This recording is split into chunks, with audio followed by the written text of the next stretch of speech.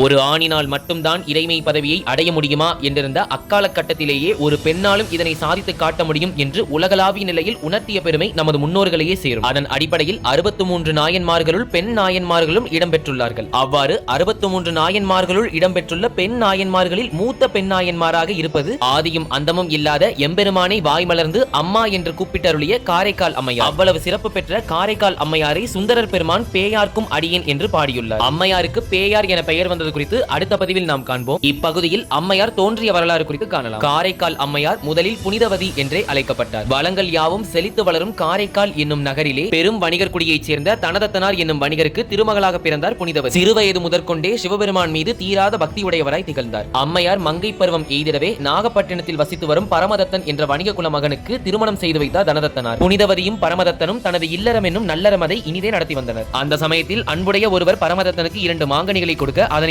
ஆள் மூலம் வீட்டிற்கு அனுப்பி வைத்தான். சிறிது நேரத்தில் இறைவனை அடியவர் உருவில் புனிதவதியின் வீட்டிற்கு முன்னால் வந்து நின்றார். வந்த அடியவரை சகல மரியாதையோடு இன்புற்று வரவேற்றார் புனிதவதி. ஆனால் அப்பொழுது மதிய உணவிற்காக சோறு மட்டுமே தயாராக இருந்தது. கறிகள் தயாராகாத நிலையில் என்ன செய்வது என்று யோசித்துக் கொண்டிருக்கும் பொழுது அங்கே கணவன் கொடுத்தனுப்பிய மாங்கனிகளும் உரை ஊற்றிய தயிரும் இருந்தது. அம்மையாரோ 2 மாங்கனிகளுள் ஒன்றை எடுத்து அடியவருக்கு திருவமுது செய்தார். அடியவரும் உண்டுவிட்டு அம்மையாரை வாழ்த்திவிட்டு சென்றார். ஆனால் இந்நிகழ்வுதான் அம்மையார் பாசபந்தங்களை நீக்கி நாயன்மாராக மாறுவதற்கு வித்திட்டது என்று கூறலாம். இதனை குறித்து நாம் அடுத்த பதிவில் தொடர்ச்சியாக காணலாம்.